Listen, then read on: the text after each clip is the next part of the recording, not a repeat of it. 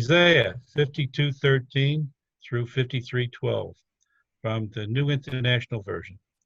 The suffering and glory of the servant. See, my servant will act wisely. He will be raised and lifted up and highly exalted. Just as there were many who were appalled at him, his appearance was so disfigured beyond that of any human being, and his form marred beyond human likeness. So he will sprinkle many nations. The kings will shut their mouths because of him, for what they were not told, they will see. What they have not heard, they will understand. Who has believed our message, and to whom has the arm of the Lord been revealed? He grew up before him like a tender shoot, and like a root out of dry ground. He had no beauty or majesty to attract us to him, nothing in his appearance that we should desire him. He was despised and rejected by mankind, a man of suffering and familiar with pain, like one from whom people hide their faces. He was despised, and we held him in low esteem. Surely he took up our pain and bore our suffering, yet we considered him punished by God, stricken by him and afflicted. But he was pierced for our transgressions, he was crushed for our iniquities. The punishment that brought us peace was on him, and by his wounds we are healed. For all, like sheep, have gone astray. Each of us has turned to our own way, and the Lord has laid on him the iniquity of us all. He was oppressed and afflicted, yet he did not open his mouth. He was led like a lamb to the slaughter, and as a sheep before the shearers is silent, so he did not open his mouth. By oppression and judgment he was taken away. Yet who of his generation protested? For he was cut off from the land and the living. For the transgressions of my people he was punished. He was assigned a grave with the wicked and with the rich in his death, though he had done no violence, nor was any deceit in his mouth. Yet it was the Lord's will to crush him and cause him to suffer. And through the Lord makes his life an offering for sin, he will see his offering and prolong his day. And the will of the Lord will prosper in his hand. After he has suffered, he will see the light of life and be satisfied. By his knowledge, my righteousness servant will justify many. He will bear their iniquities.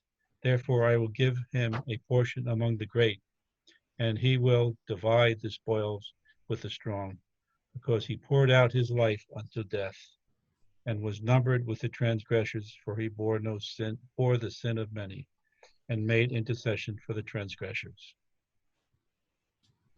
That's it.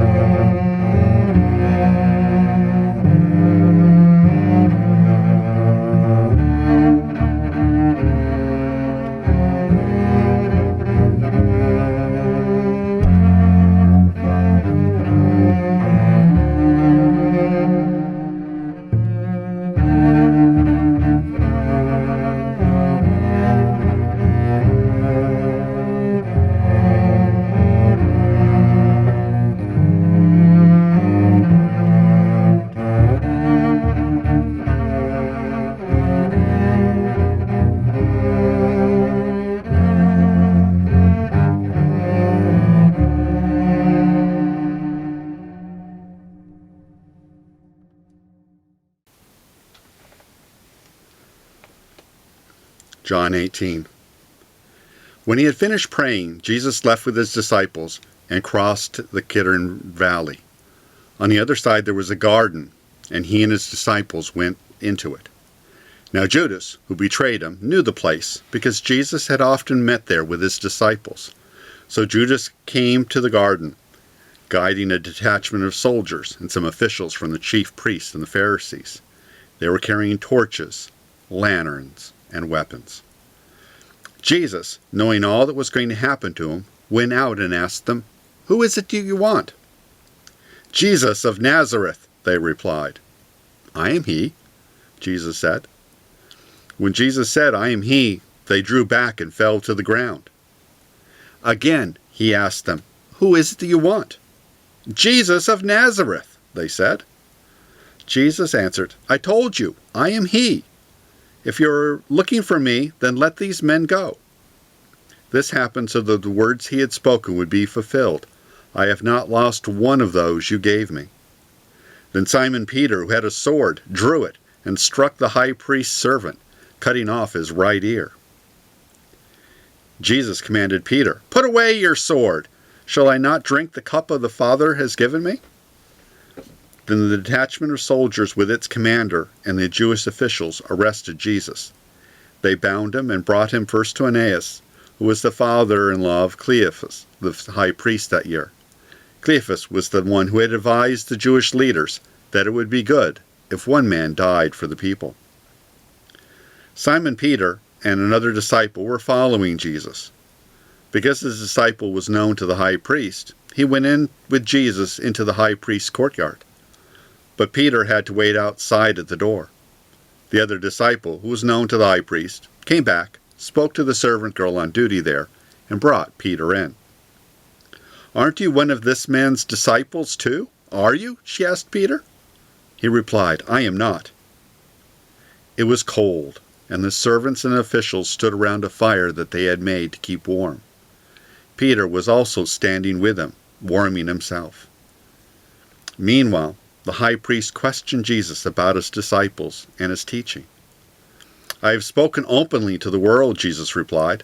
"I always taught in synagogues or at the temple, where all the Jews come together. I said nothing in secret. Why question me? Ask those who heard me. Surely they know what I said." When Jesus said this, one of the officials nearby slapped him in the face. "Is this the way you answer the high priest?" he demanded. "If I've said something wrong," Jesus replied, "testify as to what is wrong. But if I spoke the truth, why did you strike me?" Then Ananias sent him bound to Caiaphas, the high priest. Meanwhile, Simon Peter was still standing there, warming himself. And so they asked him, "Aren't you one of his disciples too? Are you?" He denied it, saying, "I am not." One of the high priest's servants, a relative of the man whose ear Peter had cut off, challenged him. "Didn't I see you in the garden?" Again, Peter denied it, and at that moment, a rooster began to crow. Then the Jewish leaders took Jesus from Caiaphas to the palace of the Roman governor. By now it was early morning, and to avoid ceremonial uncleanliness, they did not enter the palace, because they wanted to be able to eat the Passover. So Pilate came out to them and asked, "What charges are you bringing against this man?" "If he were a criminal," they replied, "we would not have handed him over to you." Pilate said, "Take him yourselves and judge him by your own law." "But we have no right to execute anyone," they objected. This took place to fulfill what Jesus had said about the kind of death he was going to die. Pilate then went back inside the palace, summoned Jesus, and asked him, "Are you king of the Jews?" "Is that your own idea?" Jesus asked, "or did others talk to you about me?" "Am I a Jew?" Pilate replied. "Your own people and chief priests handed you over to me. What is it that you have done?" Jesus said, "My kingdom is not of this world. If it were, my servants would fight to prevent my arrest by the Jewish leaders. But my kingdom is from another place." "Ah, then you are a king then," said Pilate. Jesus answered, "You say that I am a king. In fact, the reason I was born and came into this world was to testify to the truth. Everyone on this side of the truth listens to me." "What is the truth?" retorted Pilate. With this he came out again to the Jews gathered there and said, "I find no basis for a charge against him. But it is your custom for me to release to you one prisoner at the time of the Passover. Do you want me to release the King of the Jews?"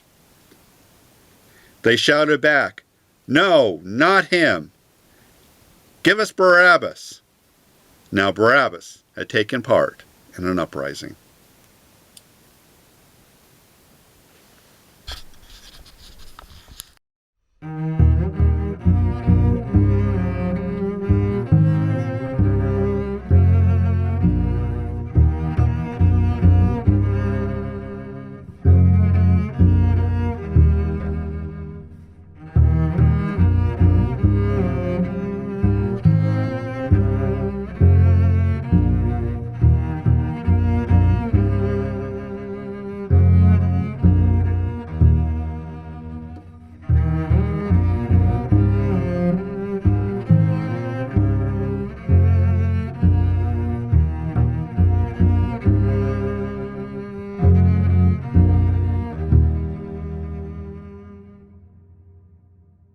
We're reading John chapter 19. Then Pilate had Jesus taken and whipped. The soldiers twisted together a crown of thorns and put it on his head, and dressed him in a purple robe. Over and over they went up to him and said, "Greetings, King of the Jews," and they slapped him in the face. Pilate came out of the palace again and said to the Jewish leaders, "Look, I'm bringing him out to you to let you know that I find no grounds for a charge against him." When Jesus came out, wearing the crown of thorns and the purple robe, Pilate said to them, "Here's the man." When the chief priests and their deputies saw him, they shouted out, "Crucify! Crucify!"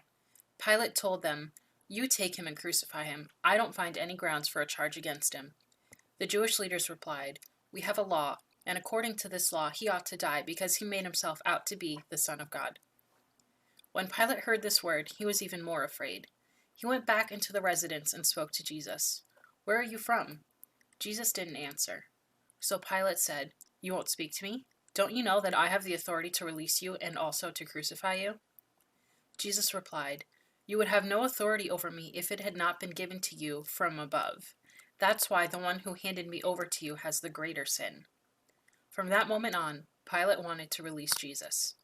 However, the Jewish leaders cried out, saying, "If you release this man, you aren't a friend of the emperor. Anyone who makes himself out to be a king opposes the emperor."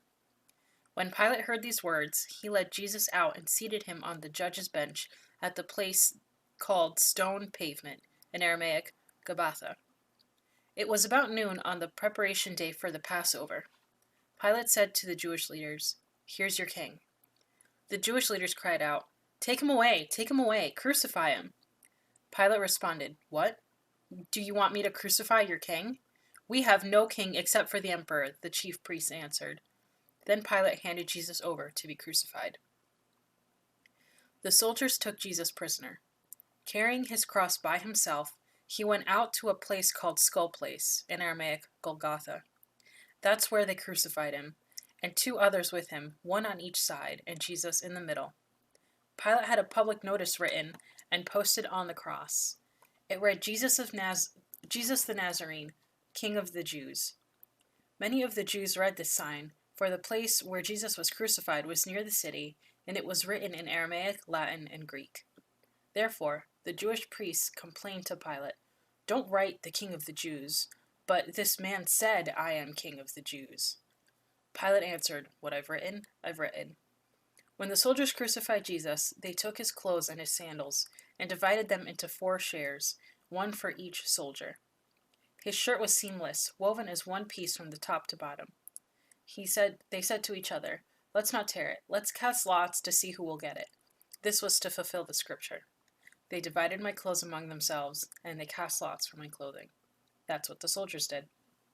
Jesus' mother and his mother's sister, Mary the wife of Clopas, and Mary Magdalene stood near the cross. When Jesus saw his mother and the disciple whom he loved standing nearby, he said to his mother, "Woman, here is your son." Then he said to the disciple, "Here is your mother." And from that time on, the disciple took her into his home. After this, knowing that everything was already completed, in order to fulfill the scripture, Jesus said, "I am thirsty."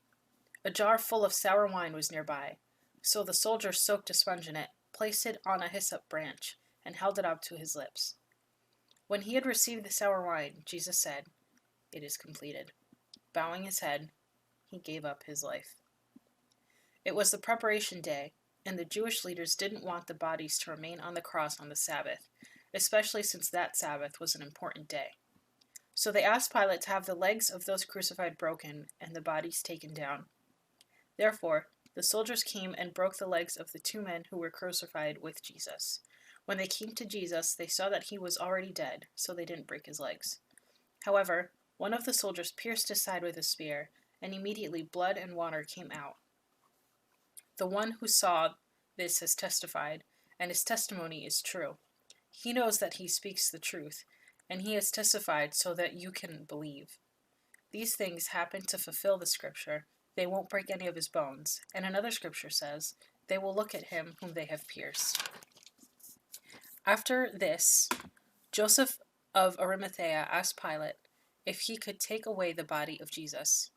Joseph was a disciple of Jesus, but a secret one, because he feared the Jewish authorities. Pilate gave him permission, so he came and took the body away.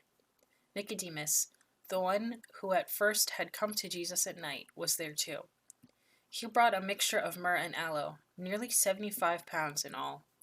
Following Jewish burial customs, they took Jesus' body and wrapped it with spices in linen cloths. There was a garden in the place where Jesus was crucified, and in the garden was a new tomb which no one had ever been laid in. Because it was the Jewish preparation day, and the tomb was nearby, they laid Jesus in it.